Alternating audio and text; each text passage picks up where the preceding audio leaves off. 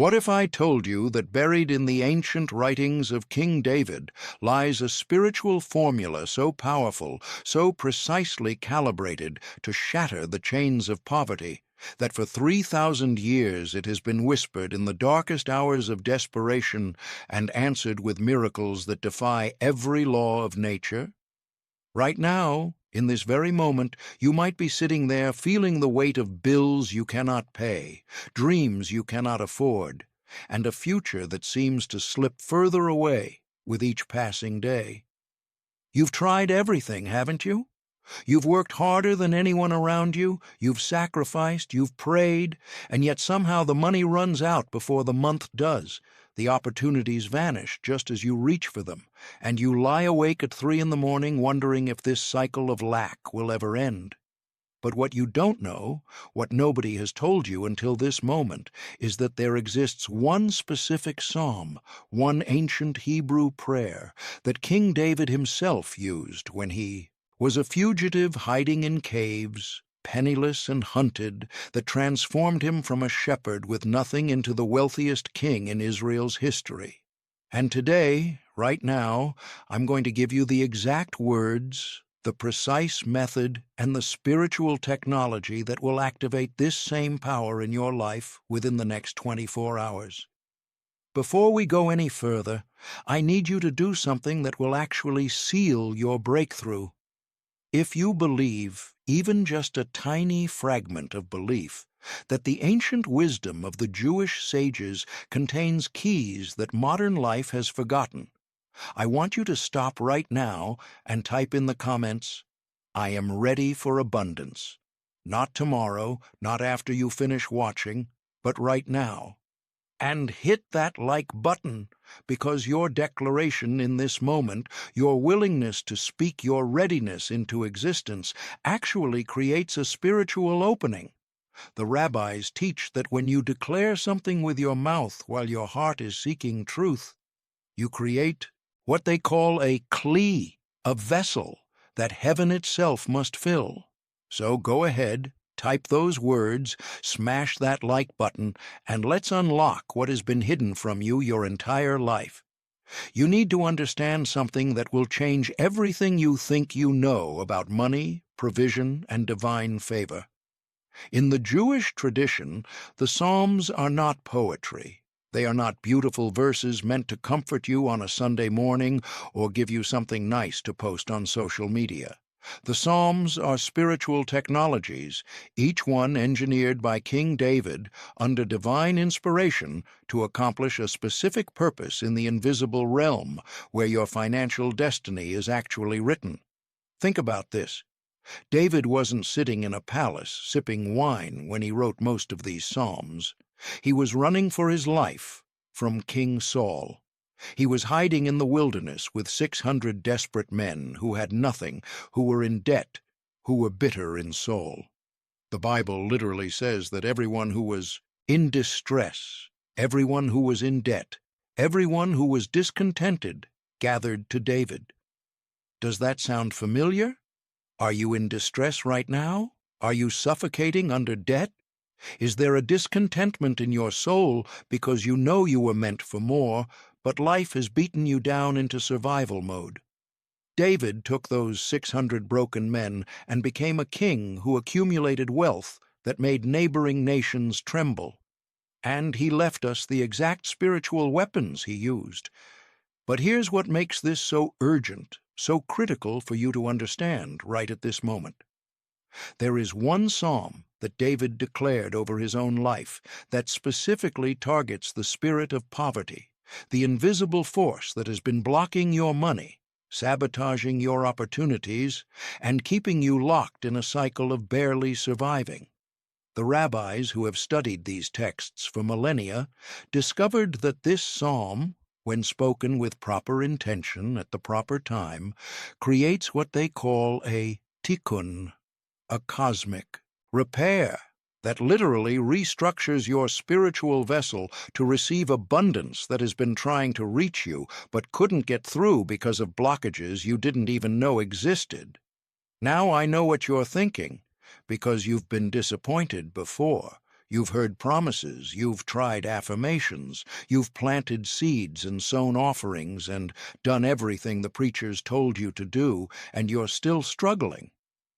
But let me tell you why this is different, why what I'm about to share with you operates on a level that most people never access. The Jewish sages understood something that modern religion has forgotten. There are specific spiritual laws governing abundance, and when you align yourself with these laws through the precise technology of the Psalms, you're not begging God for a favor. You're not hoping He'll notice you. You're actually activating a divine system that He Himself put in place. It's like discovering that your house has been wired for electricity your entire life, but nobody ever told you where the switch was, so you've been stumbling around in darkness thinking God wanted you to suffer when actually He built the capacity for light right into the structure. The psalm we're talking about, the one that has transformed the financial lives of millions of Jewish families who have guarded this secret through centuries of exile and persecution, is Psalm 23. Yes, the one you've heard at funerals, the one that's been turned into pretty songs and embroidered on pillows. But what you don't know is that this psalm is actually King David's declaration of absolute abundance. And when the ancient rabbis translated it, when they understood the Hebrew meanings beneath the English words, they discovered that David was encoding a spiritual formula for attracting provision that never runs out. Listen to what he actually said. "The Lord is my shepherd, I shall not want." Not "I hope I won't want." Not "I'm praying I won't want." I shall not want. This is a declaration of metaphysical law. David is saying that when you truly grasp that the Creator of the universe is personally shepherding your life, lack becomes impossible, not because you're hoping for it, but because it violates the spiritual physics of divine care. But it gets deeper, and this is where the real power lives. The next line says, "He makes me lie down in green pastures, He leads me beside still waters." The Kabbalists explain that green pastures represent overflowing provision, abundance beyond your needs, wealth that comes effortlessly like grass, grows without your striving. And the still waters, they're not just pretty imagery. They represent peace in your finances, the end of turbulence, the end of that sick feeling in your stomach every time you check your bank account. David is describing a state of being where money flows to you naturally, and your soul rests in security. This is what's available to you, what has always been available, but nobody taught you how to access it because most people are reading this psalm at funerals instead of using it as the weapon of financial warfare that David intended. Here's what the ancient teachers discovered that will absolutely blow your mind. This psalm contains exactly 57 words in Hebrew, and the numerical value of those words, when calculated using gematria, the Jewish system of assigning numbers to letters, creates a frequency that literally resonates with the divine channel of provision. When you speak these words, you're not just saying a prayer, you're vibrating at the exact frequency of abundance. You're tuning your entire being like a radio to the station where God's supply is constantly broadcasting. And this is why it works in 24 hours, because once you tune in, once you align your consciousness and your words with this frequency before you go to sleep, your subconscious mind, your spirit, and the invisible realm around you all begin conspiring to manifest opportunities, ideas, connections, and provision that were always there, but you couldn't see them because you were tuned to the frequency of lack. The rabbis teach something that most people never hear. They say that before you go to sleep, your soul ascends to stand before the heavenly court. And what you speak with intention in those final conscious moments actually determines what kind of day will be written for you in the spiritual realm while your body rests. This is not superstition. This is ancient Jewish mysticism that has been tested and proven for 3,000 years. When you recite Psalm 23 with full concentration, with genuine trust, right before sleep, you are literally instructing your soul to go before the throne of heaven and make a case for your abundance. You are sending your spirit as an advocate into the unseen world where tomorrow's provision is being allocated right now. And when you wake up, when the sun rises and a new day begins, you wake up into a reality that has already been restructured in your favor. Now, I'm going to tell you something that might shake you, because I know your life in ways that seem impossible for a stranger on the internet to know. You've been working so hard, haven't you? You've been doing everything right, or at least trying to, but there's this invisible ceiling you keep hitting. Money comes in and immediately goes out, sometimes faster than it arrived. You've had moments, brief glimpses, where you thought things were finally turning around, where an opportunity appeared or unexpected money showed up. But then something happened, an emergency, a setback. Something broke, or someone needed something from you, and you were right back where you started, and late at night when everyone else is asleep. You've wondered if maybe you're cursed, if maybe God just doesn't see you, if maybe you did something wrong and this is your punishment. But what if I told you that none of that is true? What if the only thing standing between you and the overflow you've been desperately praying for is simply this? You've never been taught how to use the spiritual technology that breaks the cycle. That's what we're doing right now in these next few minutes.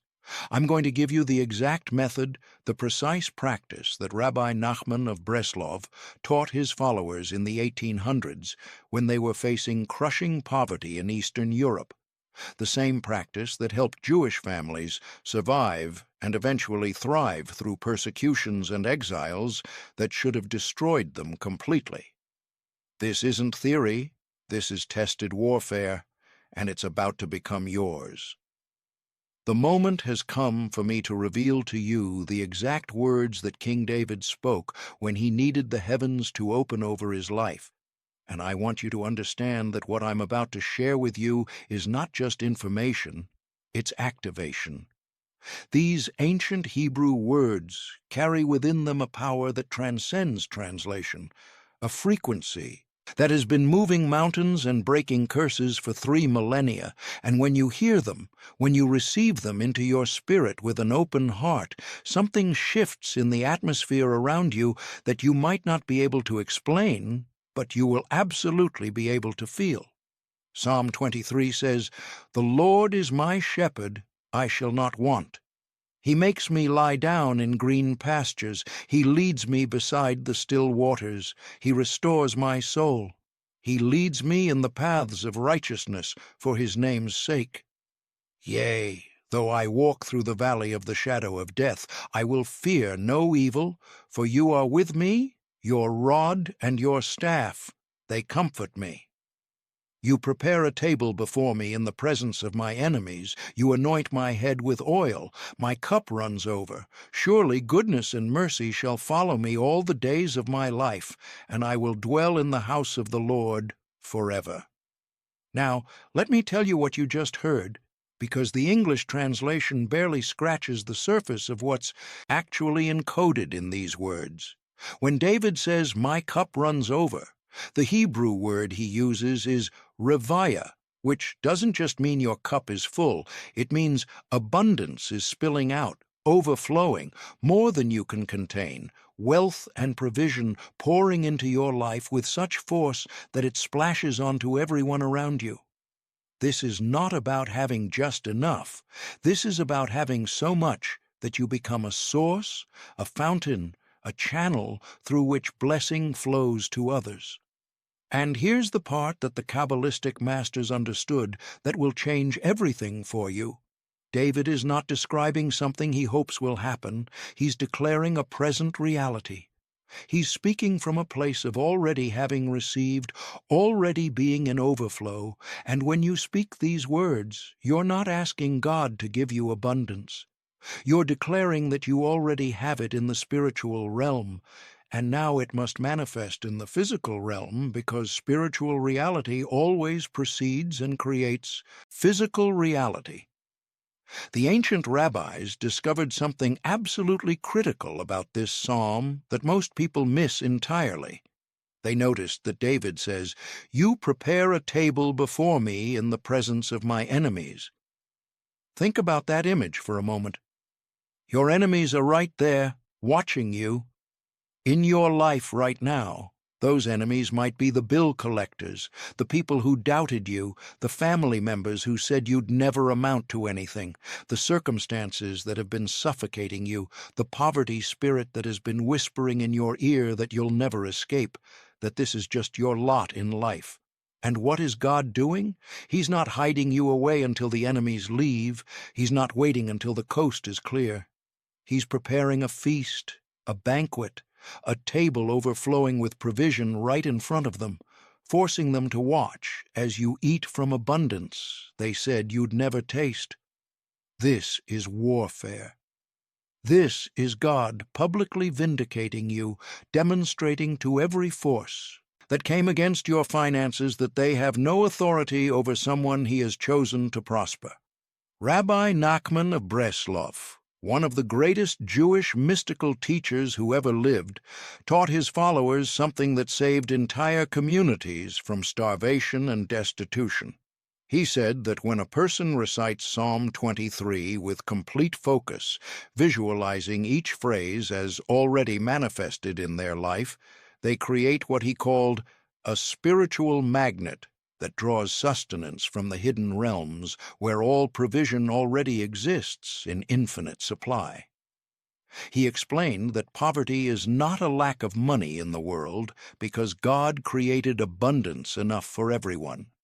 Poverty is a blockage, a disconnection, a severed pipeline between the source and the recipient, and this psalm, when used correctly, reconnects that pipeline, clears that blockage, and allows the flow that has always been yours to finally reach you. He witnessed families who had nothing, who were literally starving, begin this practice, and within days, sometimes within hours, unexpected help would arrive, work opportunities would appear out of nowhere, old debts would be forgiven, and money would come from directions they never anticipated. There's a teaching in the Talmud, the ancient Jewish wisdom text, that explains why timing matters so desperately in spiritual warfare. The rabbis say that the hour before sleep is called Bein Hashmashat, the twilight time, when the boundaries between the physical world and the spiritual world become thin, when your prayers and declarations have direct access to the heavenly court without the interference and noise of the day. This is why what you speak in those final moments before your eyes close carries exponential power. Your consciousness is shifting from the waking state to the dream state, and in that transition, your soul is most receptive to implanting new truths, new realities, new possibilities. When you recite Psalm 23 in this sacred window of time, you're literally programming your subconscious mind, your spirit, and the invisible forces that govern your financial life with a new operating system, one that runs on abundance instead of lack, on overflow instead of barely enough, on divine favor instead of human struggle. But here's where most people fail, and I need you to hear this with absolute clarity because your breakthrough depends on understanding this one critical principle. The Jewish concept of bitachon means trust, but it's not passive hope, it's not wishful thinking, it's not fingers crossed, maybe it'll work. Bitachon is the absolute certainty that God's promise of provision is as reliable as gravity, as certain as the sun rising tomorrow morning. When you speak this psalm, if you speak it while simultaneously doubting, while hedging your bets, while thinking, well, I'll try this, but I don't really believe it'll work for me, you create what the Kabbalists call a cracked vessel that cannot hold, the blessing being poured into it. The abundance is flowing, it's always flowing, but it runs right through the cracks of your doubt and never accumulates in your life. This is why Jesus, a Jewish rabbi who understood these principles perfectly, said, "According to your faith, be it unto you." He wasn't being poetic, he was explaining spiritual physics. So tonight, and I mean tonight, not next week when you feel more ready, not after you've tried a few other things first, but tonight, before you close your eyes to sleep, you're going to do exactly what I tell you.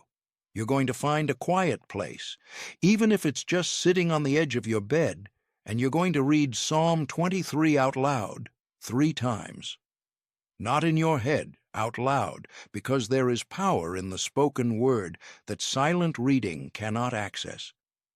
The first time you read it, focus on every single word. Let each phrase sink into your consciousness. Visualize what it means.